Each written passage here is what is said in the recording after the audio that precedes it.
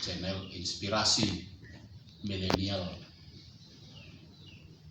Channel ini memberikan inspirasi-inspirasi tanpa selalu menyebutkan ayat-ayat Alkitab yang tertulis di dalam kitab suci. Tetapi selalu saya ingin memberikan satu peraga atau alat yang bisa menolong kita bisa melihat dan memperhatikan bagaimana firman Tuhan itu diimplementasikan dalam kehidupan sehari-hari dengan melihat seperti apa. Kitab suci berkata begini, jadilah garam. Jadilah garam berarti kita perlu melihat proses pembuatan garam sebenarnya yang begitu sulit. Air laut yang dikumpulkan, dimasukkan di dalam tambak, lalu dipanaskan, dikeringkan, sampai tinggallah garam-garam di dalam tambak tersebut.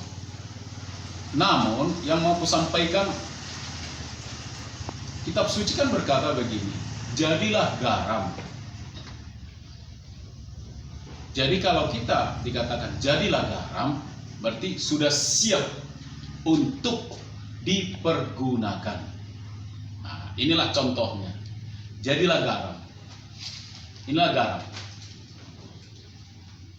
Garam yang sudah diambil dari laut, dimurnikan, dibersihkan, lalu dibungkus, maka sekarang kita bisa miliki, kita bisa nikmati. Namun garam ini tersimpan dalam wadah ini, tidak dipergunakan, tidak ada artinya. Kalau hanya dikatakan jadilah garam, inilah jadi garam. Tapi bagaimana mengimplementasikan garam ini supaya berguna? Garam ini asing. Garam ini sangat bagus. Garam ini berjodium, memberikan kesehatan. Misalnya ada satu mangkok sop atau satu mangkok sayur, dan di dalam satu mangkok ini diperlukan garam, bukan gula, bukan roiko. Tanpa garam gak ada artinya dimasukkan gula. Tanpa garam tidak ada dimasukkan roiko. Yang paling utama adalah garam. Dan garam yang dimasukkan itu harus seimbang. Contoh, kalau satu mangkok kecil ini sayuran, dimasukkan garam segini banyaknya, bagaimana kira-kira? Ini bukan hanya terlalu asin, tidak ada orang makan, tidak mau orang menikmatinya, bahkan yang membuat sendiri pun tidak mau memakannya. Lalu ketika dibuat secuil saja, dimasukkan ke dalam, lalu diaduk merata, garam itu sudah bercampur, sudah menyatu.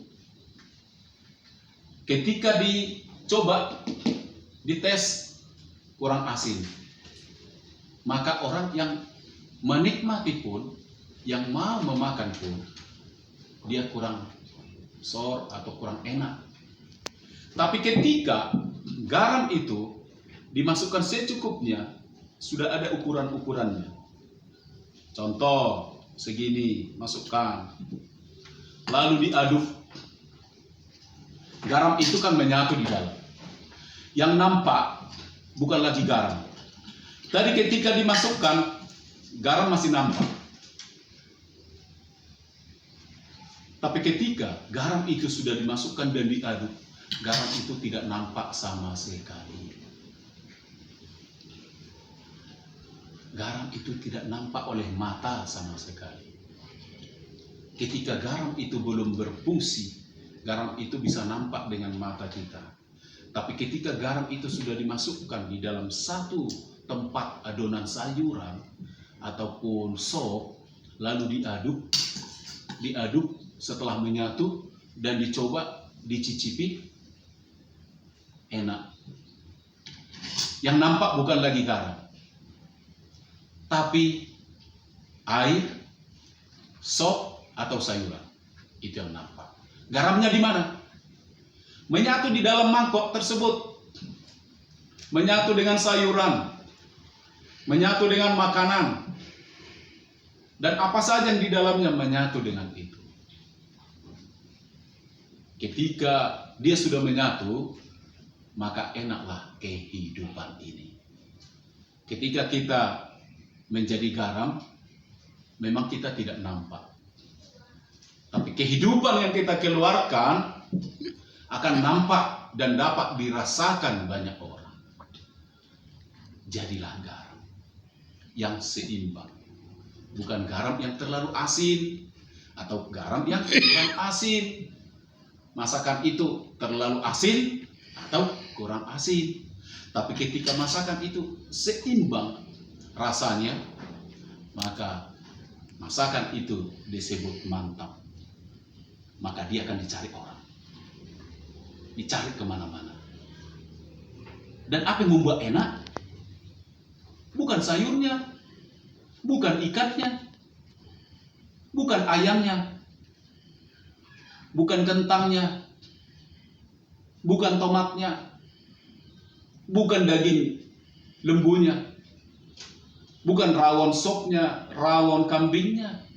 Yang membuat enak masakan ini hanya satu, yaitu garam. Garam itulah yang membuat enak. Pesan Kristus supaya kita menjadi garam. Dan jadilah garam dimanapun kita berada. Di kumpulan, di punguan, di komunitas, di rumah, di tetangga, dan di mana saja. Dan tidak diperlukan engkau terlalu menggarami banyak. Harus seimbang. Kau bisa diterima orang dan bisa menerima orang. Itulah yang menjadi kami. Mari renungkan renungan ini, masukkan di dalam hatimu, ambil untuk hidupmu, implementasikan dalam dirimu. Maka firman Tuhan pasti jadi. Pasti jadi dan pasti jadi. Dimanapun kita berada, kemanapun kita pergi. Maka Yesus dipermuliakan, Yesus ditinggikan, nama Yesus diagungkan. Terima kasih.